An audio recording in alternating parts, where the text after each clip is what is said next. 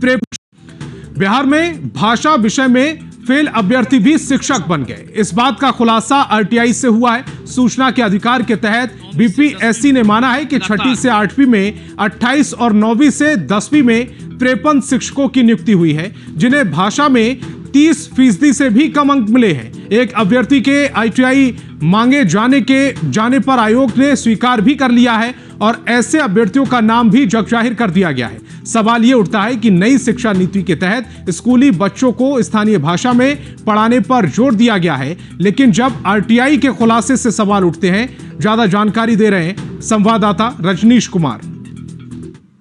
6ठी से 8वीं में 28 और 9वीं से 10वीं में कुल 53 टीचर्स की नियुक्ति हुई है, जिन्हें भाषा में 30% से भी कम अंक मिले हैं। यानी प्राइमरी से +2 तक जो शिक्षक हैं, जिनकी नियुक्ति बिहार लोक सेवा आयोग द्वारा हुई है, अब तक 2 चरणों में अगर नियुक्ति की बात करें तो ऐसे शिक्षक जो हैं शामिल हैं जो भाषा में फेल कर गए हैं।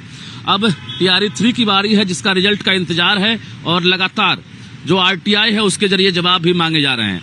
अगर बात करेंगे तो एक अभ्यर्थी की ओर से आरटीआई के तहत ये जानकारी मांगी गई थी, जो कि 27 अगस्त का हवाला दिया जा रहा है, और 6ठी से लेकर 8वीं तक में गणित और विज्ञान विषय में जो भाषा अर्हता है उसमें 30% से कम अंक प्राप्त करने वाले जो सफल उम्मीदवारों की संख्या है वो 28 है।